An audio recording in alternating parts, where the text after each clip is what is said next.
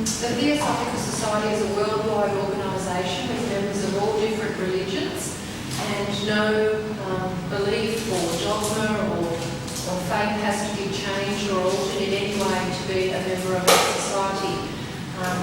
There is no doctrine, no opinion, no teaching that Tony will provide for us tonight that is in any way binding on any members or guests. So you're free to accept or reject what you hear tonight, but we ask that you listen with respect, hold your questions until the end unless Tony wants to have them sooner, and switch off your mobile phone, which is what I'm just about to do. Tony's going to talk tonight on Frankenstein, and I can't enlighten you on any more than that because it's a mystery topic. So, thank you very much, Tony. We're looking forward to this. Well, thank you, Therese. Thank you everyone for coming out on such a night. Looks like there may be a few more football fans in New York, Therese. Yes. I can't imagine amongst our group. You never know. Well, tonight I'm going to be talking to you about a topic which, when I mention it to other people, tend to put a bit of a smirk on their face. It's one of those topics where you think it is a bit of a laugh, but in reality, when you look into it, it is rather a serious subject, and probably more so than you could ever have imagined, and probably more so than I ever imagined until I actually started researching it. When I first came up with the idea, it was at, I think, Steve's seminar here when Therese asked for some talks, and I just thought of it like that, thinking I'm rather clever. Later on I'll show you how clever I am. For the moment, everything clear up there? I'll just get you to turn off when we can. And I'll just give you a bit of a prelude to what this is all about. There's actually sound here.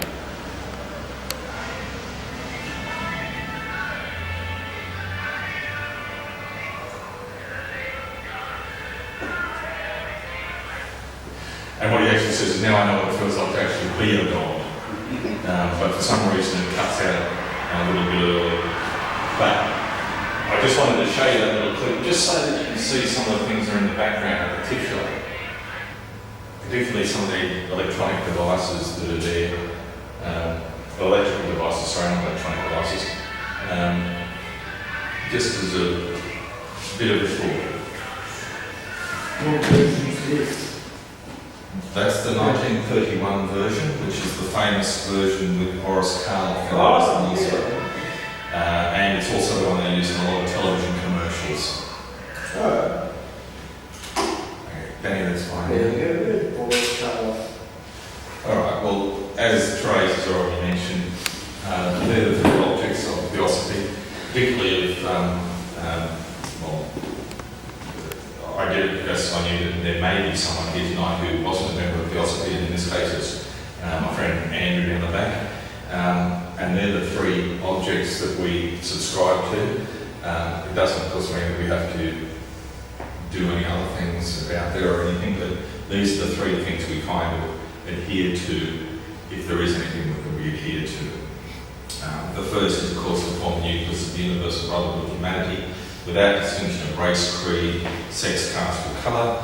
The next is to encourage the study of comparative religion, philosophy and science. And the third is to investigate unexplained laws of nature and the powers latent in the human being.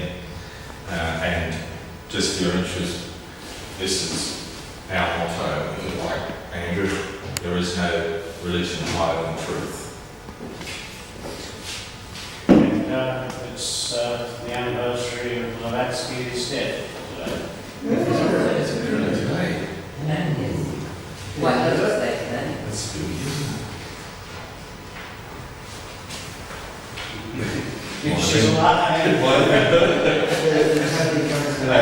So basically, the theosophical concepts that kind of govern us, if there are any, like cosmogenesis, and I don't know if I've spelled anthropogenesis correctly. I think I have. And my understanding is that cosmogenesis is the awakening or unfolding of the universe, and with anthropogenesis Genesis, we're talking about the awakening or unfolding of all life, mineral, vegetable, animal, and human/others. That's really briefly in a nutshell, and it's certainly a heck of a lot shorter than the, how many pages? Couldn't tell you, of Batsky's work, and I wouldn't even try to pretend to be able to give you as good a description as she could, if she were here. So, Theosophy and the Science of Frankenstein. I was basically, Theosophy, or the Theosophical Society was formed in 1875, don't worry about 1975. The book Frankenstein, or Modern Prometheus, was first written and published anonymously in 1816. Now, a summary writing on the book occurred up until the third publication in 1831, and by this time, Mary Shelley admitted to being the author. The Theosophical thought has existed since the earliest of times, and although the society did not exist at the time of the writing of the novel, Theosophical thought existed. So this talk will look at a specific spark of life, pardon the pun, which inspired the book by Mary Shelley, and which in turn inspired many other medical scientists. Now, this presentation, like most of my talks, focuses on the second object of Theosophy, particularly that part relating to the study of science. I guess that's the part that resonates most in me. Not that I'm a scientist, I'm a health scientist, a rehabilitation counsellor, kind of thing for that. One too far. Oh, Okay, so basically we're looking at the rebirth of science, which seemed to have come around about the time of the Renaissance. At that time, you had a renewal of, you had a period coming out of the Dark Ages, a renewal of all things, of all understandings of Greek mythology, all those kind of things coming back. Alchemy was considered relevant and mystical. Science was seen as objective and physical, seen by many to be anti-religious. That's a major point. But from around 1750 to the 1840s, it was generally believed that the combination of science and alchemy would result in the discovery and implementation of immortality for all. That was just a concept that many people believed in. Now, I suppose if you looked at it, my kind of thing is that, well, we're already immortal, but people don't realise that, and they have to seek it out in physical ways. But anyway, this is coming back to my idea earlier about how original I was. I decided to Google the Science of Frankenstein, and I came up with 324,000 results. So it just showed you how original I was, not very.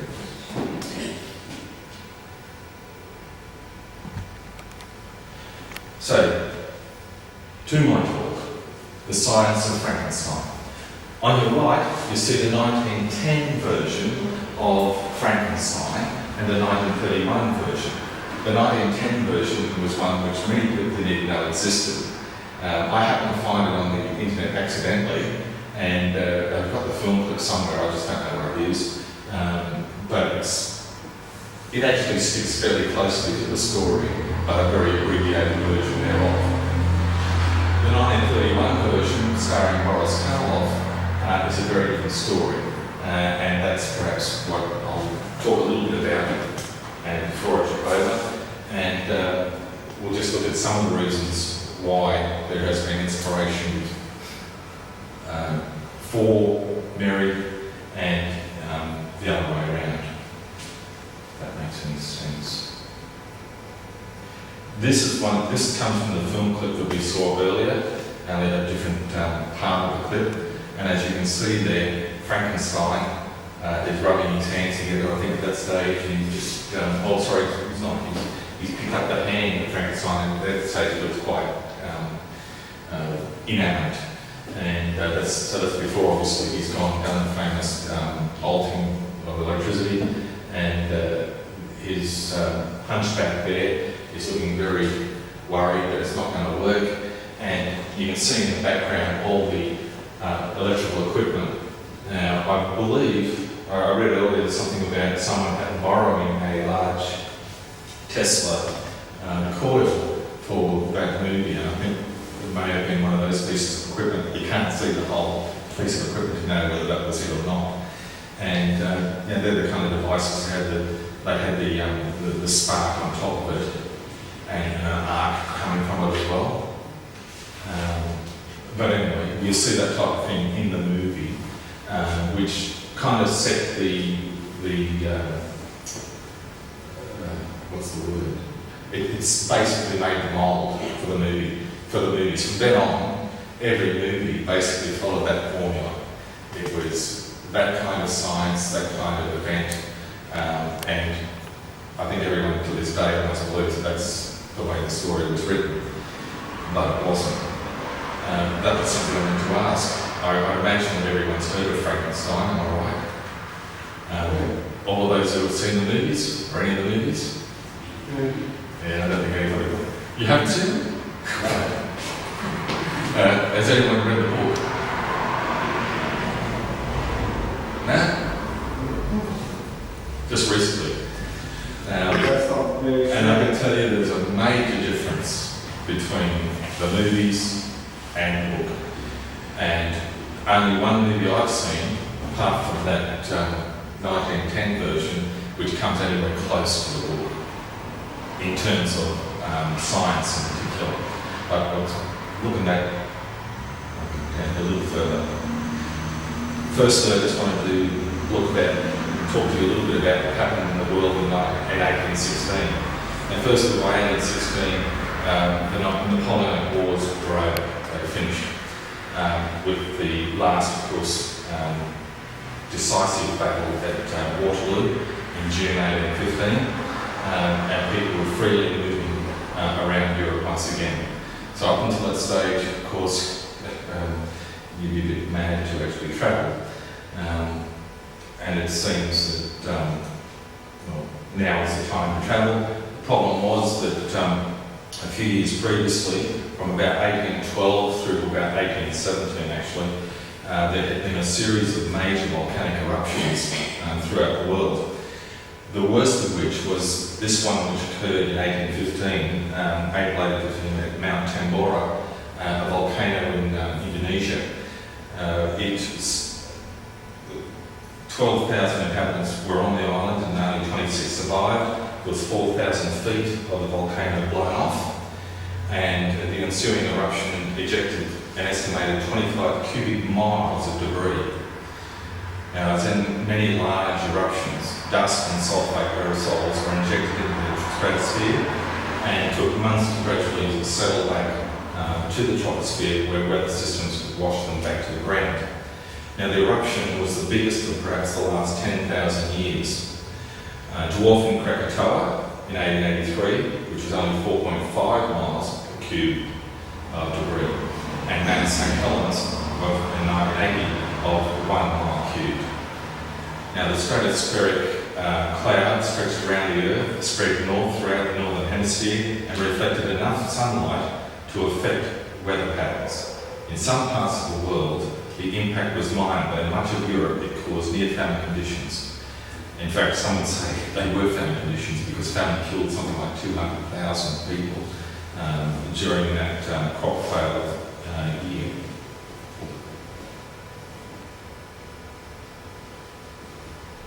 Oh, did it again. Okay, so this a little bit about Mary Shelley. That's her full name. She was born in London in 1797.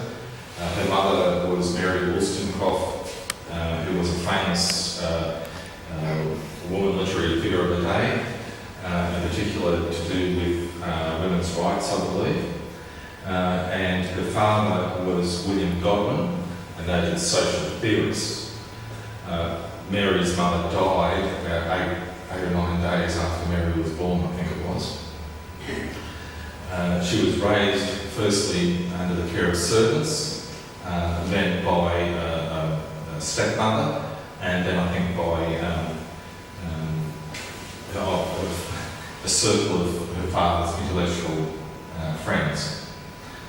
And in May 1814, she was only, 17 then, she met Percy Shelley, and was that even Vichy or Vichy?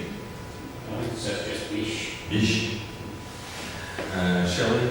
And in July of that year, eloped with him to the continent. Now, at that stage, she was still married, by the way.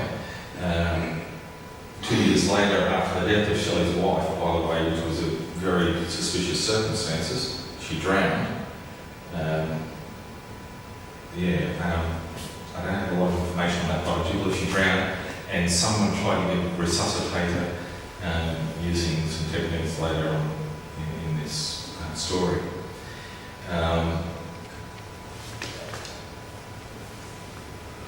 In 1816, when she was there, her and Shelley went to the continent, and whilst there they visited the famous poet Lord Byron, and they stayed with him along with other intellectuals and poets and the like, and had this writing competition whilst the weather was really bad and miserable in this terrible time I'm talking about of the famine and everything that's happening because of the weather patterns being so bad. I seem to have lost the page which I think was on there, but anyway. 1816 was considered to be the year of no summer, sorry, which is, if you look at it on the internet and look at yourself, you'll find that there's quite a bit of information on that. And on the catastrophe that occurred around the 1816 period. So the weather was bad, it was inclement weather, they had to stay indoors most of the time, and while they're indoors, Lord Byron came up with the idea, hey, why don't we write some ghost stories? They've been reading some German ghost stories to each other, and he thought it would be a great idea to come up with a story, and that's how Mary actually wrote her first famous book on Frankenstein, which of course was called Frankenstein or the Modern Prometheus. But she didn't. It was anonymous, the first Frankenstein. It was anonymous up until the stage where she then claimed that it was hers. Yeah, so she didn't really write it. She may have thought that it would be successful if no woman wrote it. Yes. At that time in history, women writing novels or writing anything really wasn't considered with much,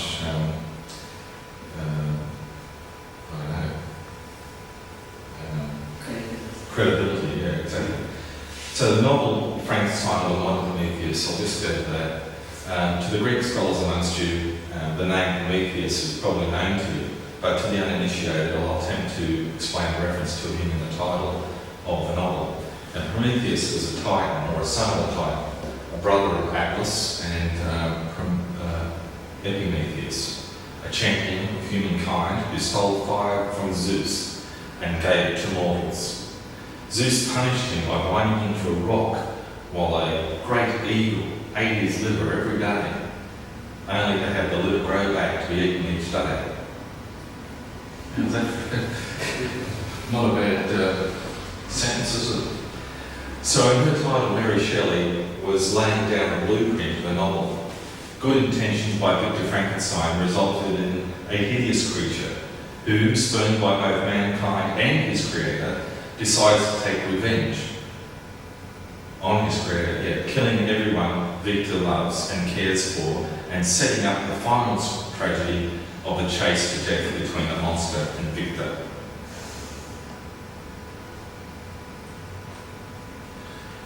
Frankenstein the monster, not the master. Now, the difference between the stories, between the film version and the book, comes particularly courtesy of this woman, Peggy Webling, who was a British playwright who was asked to actually write a play based on Mary Shelley's Frankenstein. And she did so. But when she did so, what she's noted as doing most of all is naming the creature Frankenstein. And having done that, changing perhaps the idea of what the story was. One of the things that she also did was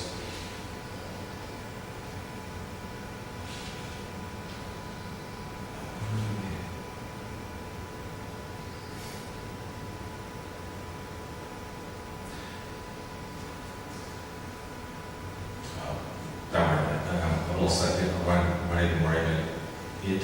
But you see that basically the history of Frankenstein, the movie, followed basically the formula set forth by the play, basically from then on. 1931 was when the movie came out, which was directed by James Whale, and that actually then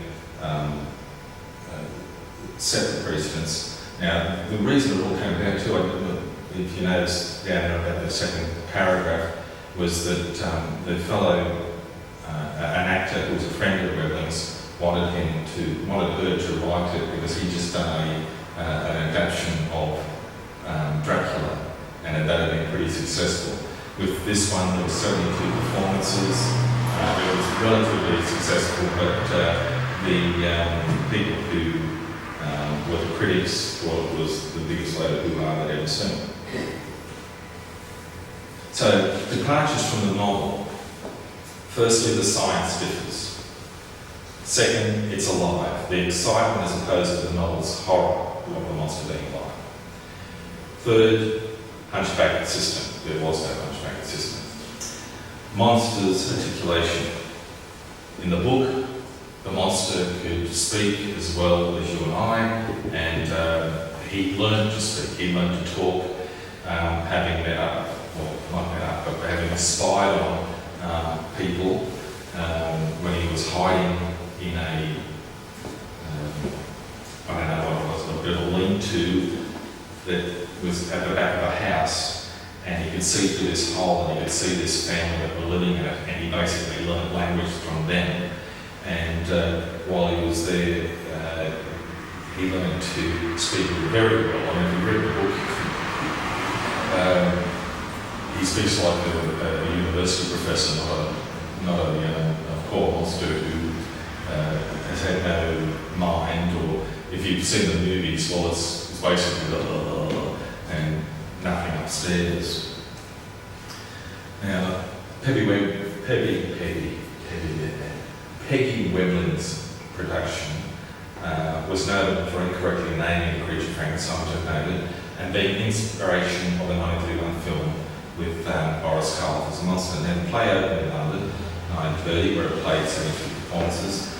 Gone is the endless Arctic chase. In the book, the movie actually starts in the Arctic, where a near-dead Victor Frankenstein is found by a whaling ship, I think it is, and he relays his story of what's happened and why he's there and why that he's actually chasing this monster around the Arctic. The concept of a speaking monster is the other part, and the friendship with the blind man, which was a major part of the book, and the creature's desire for companionship, all of which were lost to the movies, basically because of the sensationalist and needs of the genre of film. The medical profession in the early 1800s. Now, this was an era of filthy knives and infected hospital wards, an age when doctors committed gruesome atrocities, all in the name of healing. Now, while preparing for a speech about Mary Shelley's novel Frankenstein, Dr. Tess Gerritsen discovered that Mary's mother had died of a childhood fever, that's what they called it, which was rampant in maternity wards in Spain during her time. Now, in the early 1800s, a pregnant woman admitted to a hospital's lying-in ward knew there was a good chance that she might not survive. Childbirth alone was a risky and frightening prospect, but even the woman delivered safely the danger was not yet over. Soon after giving birth, the new mother might develop fever, chills, and a foul uterine discharge. Bacterial gases would cause her abdomen to swell until her belly was taut as a drum, and the pain was so excruciating that just stroking the skin elicited shrieks. For days she might linger in agony, vomiting and shaking her bed sheets, soaked with sweat until circulatory collapse at last led to death. Now, during epidemics of childbed fever, women died so quickly that coffin makers couldn't keep up with the corpses and victims had to be crammed to a casket. Now, in some hospitals, 25% of all new mothers died. The most disturbing fact of all, the disease was unwittingly spread by doctors. Scientific articles written during the early 1800s reflect the primitive state of medicine at the time, and the standard treatment for almost every illness was to slit open the patient's veins and bleed her. Even into the existence of microbes, a doctor might rush straight from the autopsy room to the lying-in ward without washing his hands. Working his way down the row of beds, he'd examine patient after patient with his bare hands, spreading contagion and death through the wards. Most doctors refused to believe that they themselves might be responsible for so many deaths. They were gentlemen, and gentlemen did not have unclean hands. Instead, they blamed the epidemics on bad air, or weak constitutions, or even the lady's wounded modesty. Only an enlightened few realised that the fault lay with the doctors. So rather a gruesome period in medical history.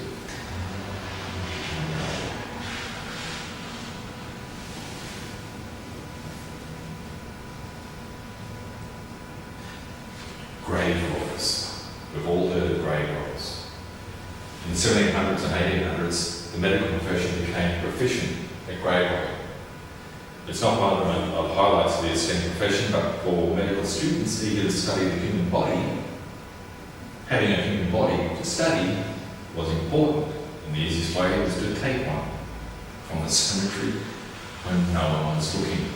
In the early 1800s, US medical students were asked to provide their own cadaver or hire a body snatcher to get one. In fact, according to Dr. Walter Daly, Dean Emeritus at Indiana University and researcher of Indiana medical history, during the late 1800s in Indianapolis, up to 120 bodies were purchased from grave robbers each year for medical instruction.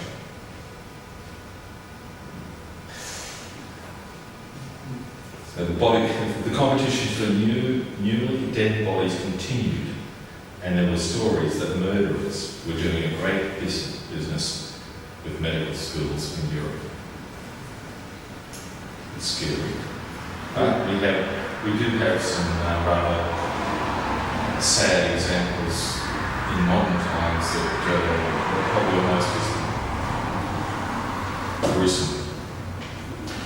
These are the people who are important to Mary Shelley's life.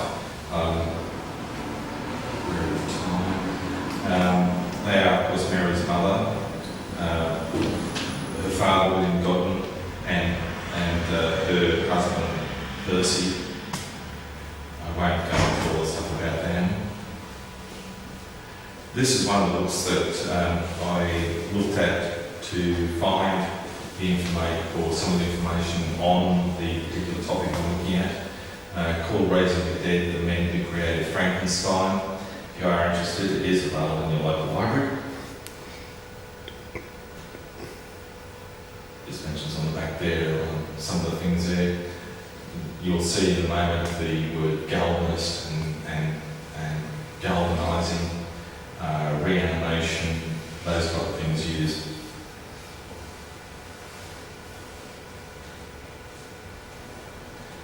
This is a historic, this one at the front here, on the top is the historic event that occurred in 1818, which, I don't know if you can read French, but the first line there describes as the Dr. Uhr, a galvanist who, working on the corpse of the assassin of Clydesdale, or the murderer of Clydesdale. Rather horrific, and I'll show you a little bit more about that later. These are the men who were involved in the Science of Frankenstein, starting with Alessandro Volta. Next was Luigi Galvani. Next, Giovanni Aldini. Then Andrew Uhr.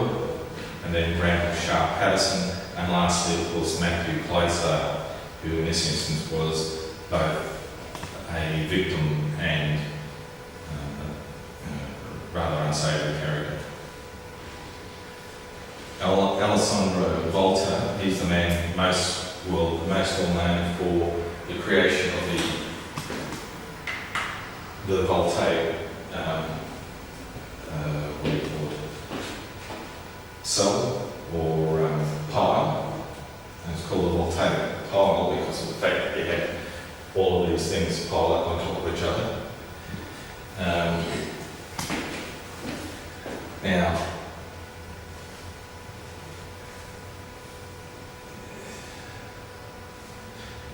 so his piles consisted of zinc and silver discs. You can see there between the alternate disc, a piece of cardboard soaked in salt water, wire connected to the bottom of the zinc disc to the top silver disc, and they could create repeated sparks. And no frogs were injured in the production of a voltaic pile. But there's a point to that later on.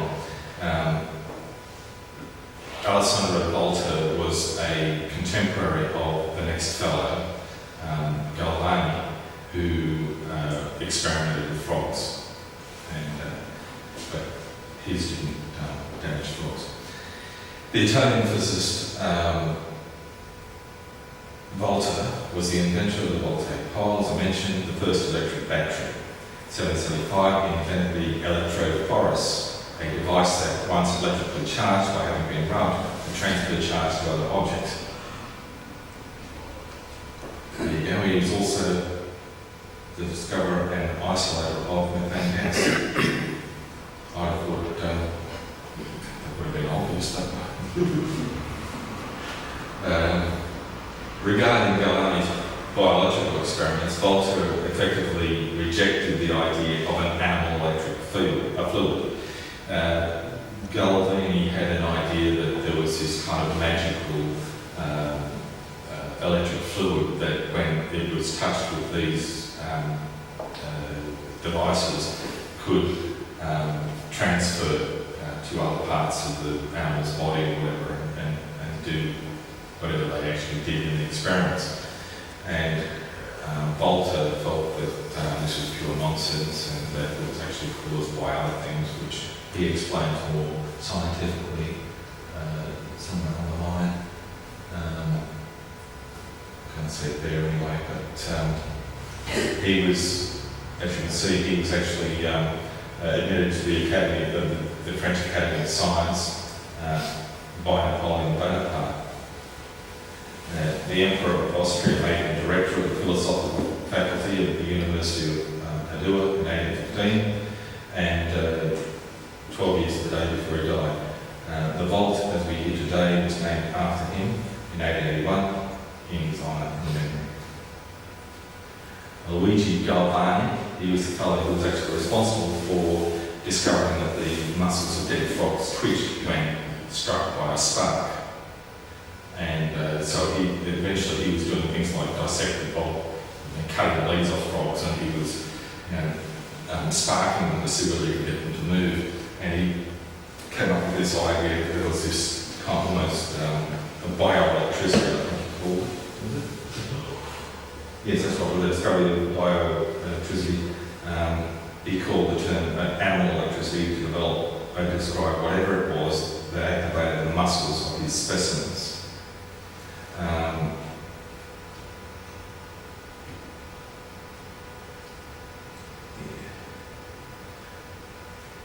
So his investigation led shortly to the invention of an early battery, but not by Galvani, of course, but by Volta, as mentioned earlier. So while as Galvani believed all life is indeed electrical, specifically that all things are made of cells and every cell has a potential biological electricity, has the same chemical underpinnings as the current being between electrochemical cells, and thus can be recapitulated in a way outside the body. And Volta's intuition was correct. He objected to Galvani's conclusions about animal electric fluid, but the two scientists disagreed respectively, and Volta coined the term galvanism for a direct current of electricity produced by chemical action. Thus, owing to an argument between the two in regard to the source or cause of electricity, Volta built the first battery in order to specifically disprove his associate's theory, and Volta's pile became known therefore as a voltaic pile.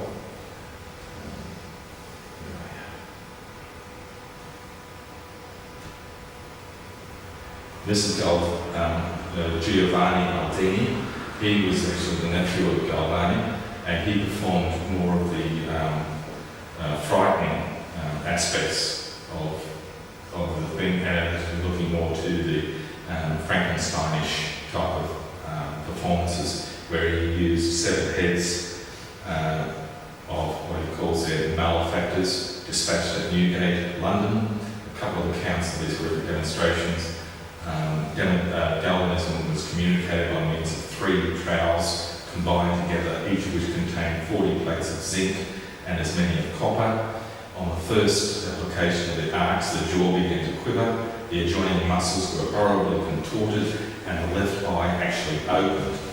The first of these decapitated criminals being conveyed to the apartment provided for my experiments in the neighbourhood of the place of execution, the head was first subjected to galvanic action. For this purpose, I had constructed a pile consisting of 100 pieces of silver and zinc. Having moistened the inside of the ears with salt water, I formed an arc with 2 metallic wires which proceeded from the 2 ears, were applied one to the summit and the other to the bottom of the pile. When this communication was established, I observed strong contractions in the muscles of the face, which were contorted in so irregular a manner that they exhibited the appearance of the most horrid grimaces. The action of the eyelids was exceedingly striking. They are less sensible in the human head than in that of an ox. So he experimented with, not only with criminals who'd been executed and cutting their heads off and submitting them to these electrical processes, but he also did so to animals as well, cutting their heads off and seeing what it was like, and the processes were like. Andrew Ure was the fellow involved in the experiment, which involved a fellow by the name of Matthew Clydesdale, who was a criminal murderer, thief, who was finally hanged, and as a part of his sentence, his hanging was to be dissected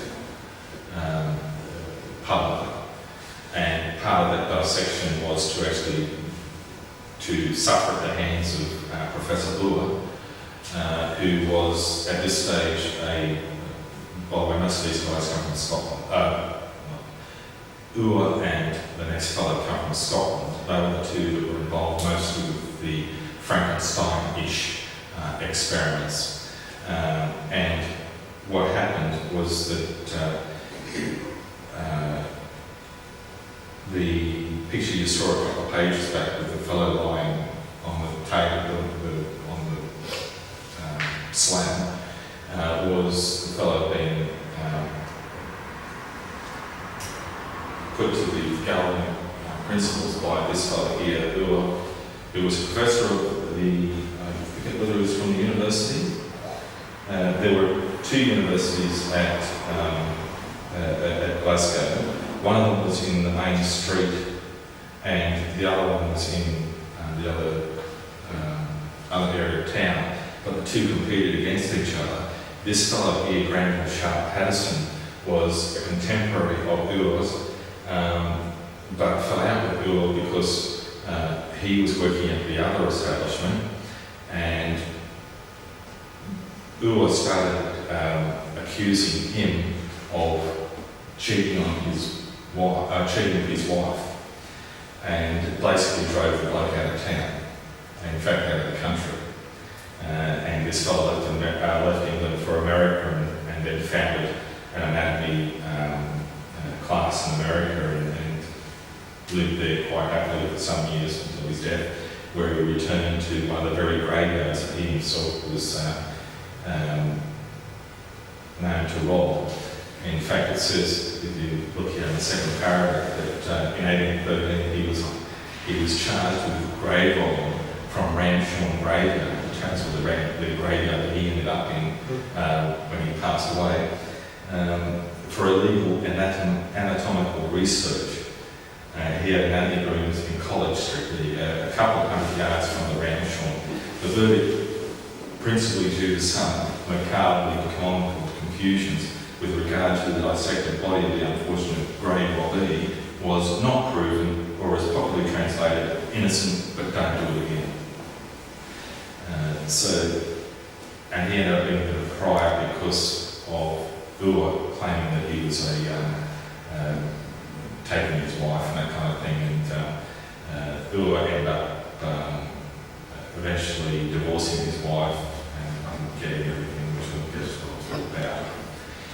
Now, this is galvanism. This is what we're just talking about, the science that is the Frankensteinish type of science. In medicine, galvanism refers to any form of medical treatment involving the application of pulses of electric current to body tissues, provoking contraction muscles that are stimulated by the electric current. Now, this effect was named by Alessandro Volta after his contemporary, the scientist Luigi Galvani, who investigated the effect of electricity on dissected animals in the 1780s and 1790s. Now, Galvani himself referred to the phenomenon as animal electricity, believing that he had discovered a distinct form of electricity. The next thing that came from there was the voltage effects on humans, and previously Newton had theorised a link between animal spirits, described in antiquity, and the subtle electrical fluid hypothesised by physicists. But Galvani determined that electricity was present within the animal itself. Based on his frog experiments, he deduced that contractions were caused by the flow of electricity. When one occurred, a nerve-electric field was generated, and from one nerve to a muscle. So from there,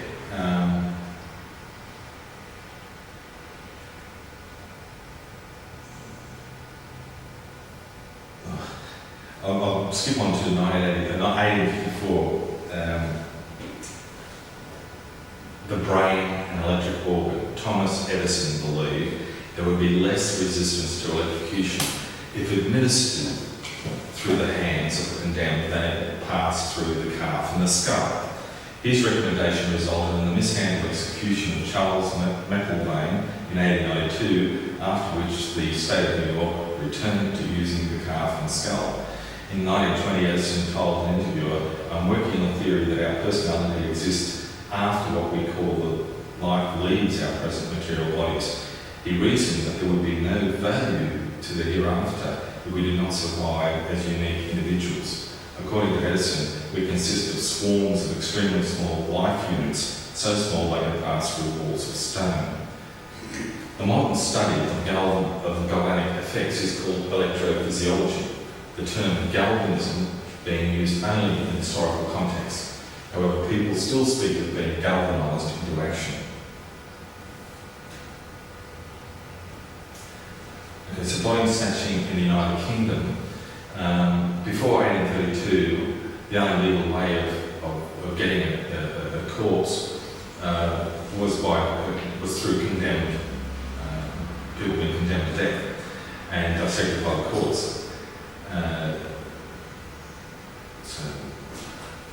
This is already done. Now we've time to get a bit running away, aren't we? Okay, so Frankenstein's science, present, future developments. Could it happen now? The name of Frankenstein should not be lightly invoked in the context of science, but the Human Embryology and Fertilisation Bill, which the British Parliament debated last year, deserves the accusation of Frankenstein's science. The bill permits the creation of hybrid animal-human embryos and the selection of embryos to serve as safe siblings, both of which are illegal in most of the world. The bill also abolishes the legal requirements that an in vitro fertilisation treatment should only fit into the child's needs for a father is taken into account. Now, a leader of the resistance to the bill quoted the pietist speech that Mary Shelley puts into the mouth of the monstrous product of science. I, the miserable, and be abandoned, am an abortion, to be spurned at and kicked and trampled on. In the end, the creature takes revenge on its creator. In a series of votes over a week in May 2008, the House of Commons decided by large majorities to pass the bill. In the early 1980s, it was discovered that a trade in human skeletons was wildly out of control in India. Photographic evidence was produced showing street children as young as 2 and 3 years of age being enticed into isolated areas with promises of food and shelter. The children were killed and stripped of their skeletons. As a result of the explosion, the mid-1980s saw the end of the trade in human skeletons. Doctors now purchase artificial skeletons only. I just give a warning, the final 2 slides are gruesome, but are proof of the continuing madness of some scientists. The first one, the mad and cruel scientist of the 20th century, Vladimir Demikhov, he was a pioneer in organ transplantation, and although he was unable to be the first to do heart transplants in humans, he did do many transplants in animals. He was most notoriously known for creating the cruel monstrosity in 1954, surgically attaching the head, shoulders and front legs of a puppy onto a mature dog. People were astonished if not repulsed to see the animal lap up milk from bowls.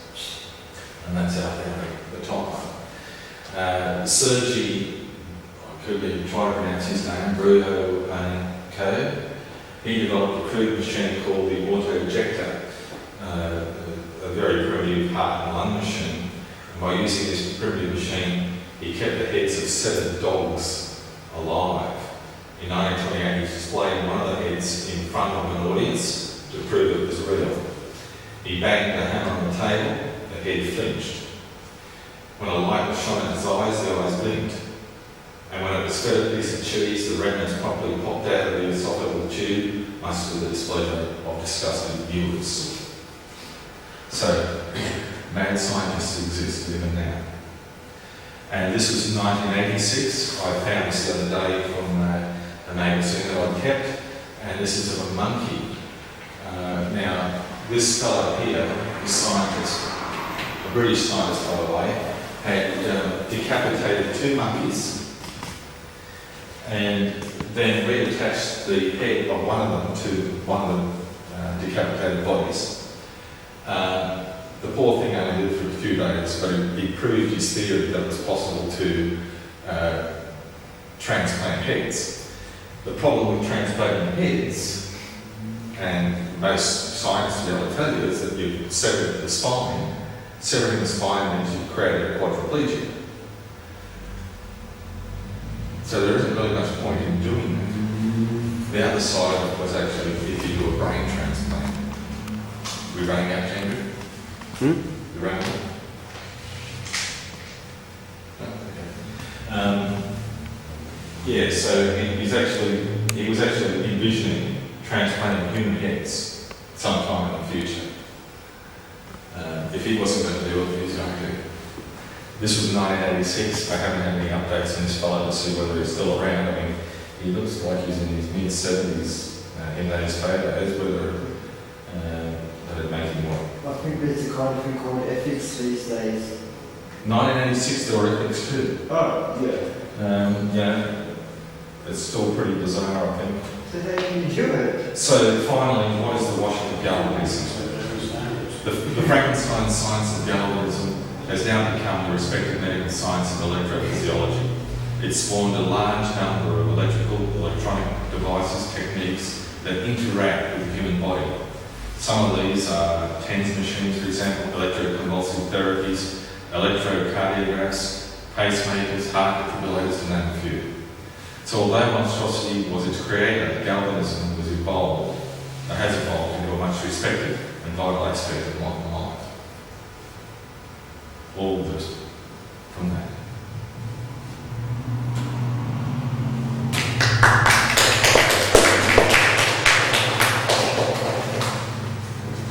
It's there. Yeah, so we're not going to shovel where's the nearest gravesite. Well, hopefully they don't do that anymore. This is possible. It's scary that scientists today, or at least 20 years ago, 30 years ago, were still involved in doing these kind of things. That we would think, no, it wouldn't happen now.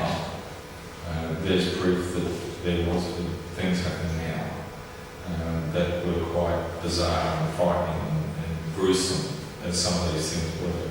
Wasn't there a couple of years ago that some scientists appeared an ear to a rat? Yeah, I couldn't find that one, but I had seen it before too. And it wasn't the only one, and it wasn't actually, I don't think it was actually adhered to it. I think they actually grew it.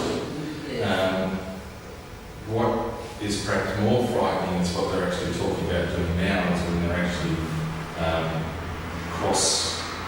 growing these things, not just using it to create another human part, using it to create a human part, but actually creating some kind of mutant thing somewhere in between both of them.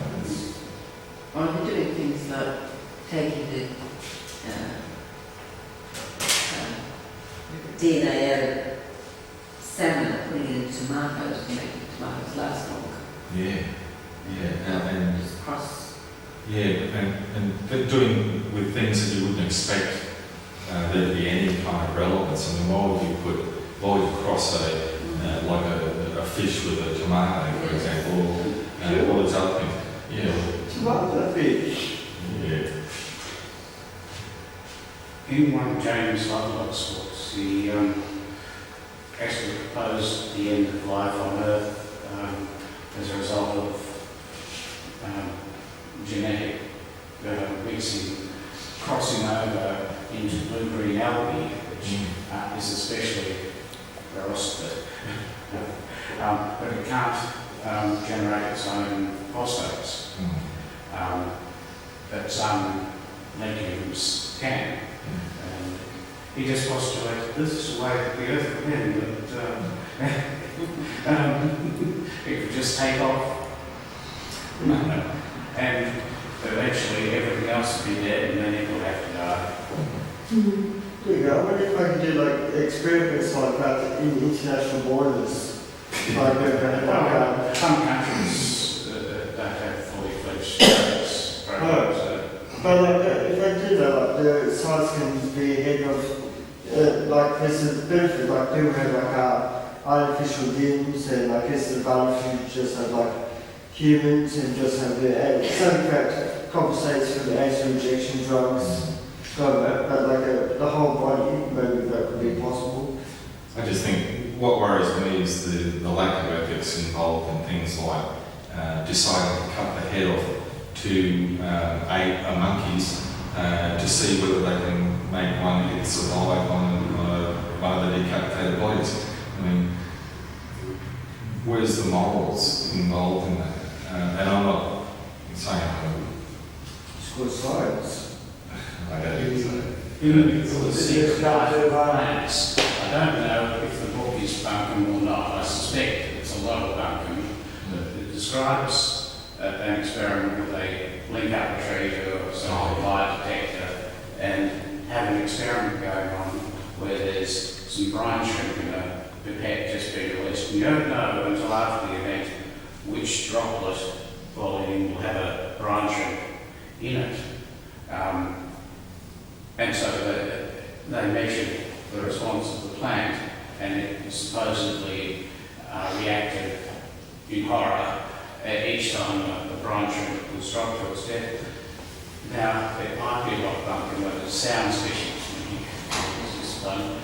But what got me was they're saying this plant has this horror of an event, and they're just willingly letting it happen.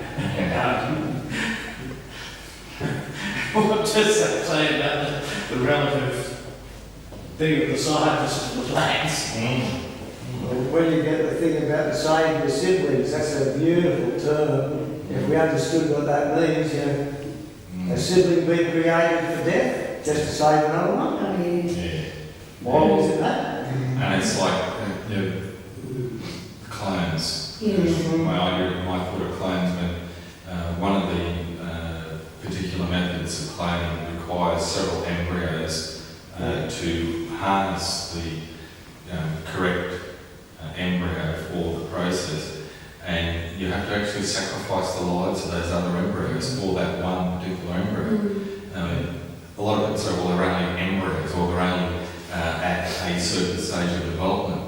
But if you believe in a spark of life, or a spark of existence, then you should believe that perhaps they're all just as important.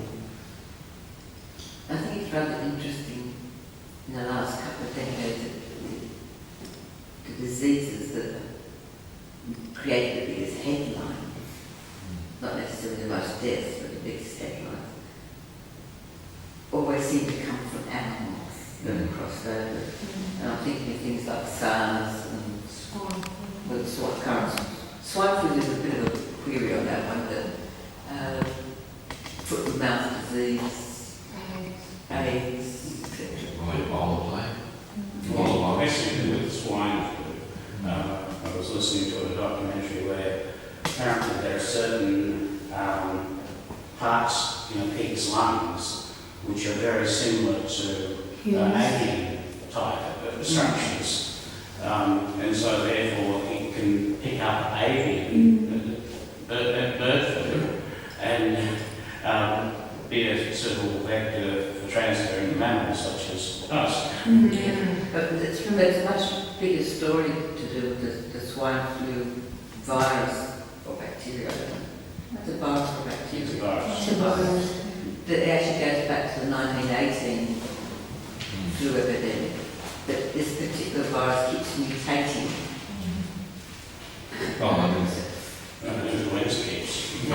That's what gets me about the swine flu at the moment, that all these poor fools are racing to the doctors now to get their injections for swine flu, and they can't, because it's not going to happen for 6 months before they get that injection. Right now, all they can get is a Tamiflu injections, or whatever they are, and Tamiflu is what we've got the 9 million courses of, which is only good for a very generic form of flu. For something that's major, well, you're just going to have to wait. I read a thing the other day that 6 or 7 people have died of swine fever that have been proven to have died. 2,000 people die a week of malaria. And by the time they developed a vaccine for the swine flu, it will have mutated. There is something else around, you know. That's what the Tamiflu, they're trying to keep 6 months ahead by watching developments in other parts of the world and predicting what we're going to get here, but we're being caught out this time. Yeah. I mean, Tamiflu is fine for... It's inevitable for them to recreate life, or like what class is death, like if I can just do that. So movies like people freeze their heads going down to waste for So you got they're still frozen, or they turn the machines off. By now, I reckon the cryogenic thing on heads, this is that all out, and that was only something. Or what happens in 200 years' time when they're forgotten about them, they're in some backlog somewhere, and they're all stewing somewhere because the powers haven't been paid in that place for 200 years, and they're all rotting away anyway. They're in fridges or something, same with Walt Disney or whatever, in these freezer units that are all fallen apart and have good disrepair. Right, complete bodies as well. Yeah. That'll be economically bankrupt. Yeah, but back to the same thing, there's that animal that was just the head that had the artificial body and that, like that's it's possible, then that's what the fish has survived. Going back to the movies, can I just add, the last 10 years there was a movie. There was one, yes. Made. I can mention it. It Based was, on the book itself, wasn't it? yes, it was the one called Mary Shelley's Frankenstein, and it starred Robert De Niro as the That's monster. right, yes. Yeah. I remember the scene in the Arctic. Not a That was very big monster. No, he was a very ugly monster. They had with all these patches all over him. The difference was between the book and the movie, in particular, was the fact that the book started at the Arctic in the middle of a chase where Frankenstein was trying to chase down the monster. And the end where Frankenstein dies just before the monster comes to the ship, where he's being held by this, or being looked after by this captain, and he then gets so upset that Victor has died, because him and him were chasing each other to kill each other, but in the end he was so upset that Frankenstein died before he got there, he went off and killed himself. And out the front. Good finish up there. Yeah.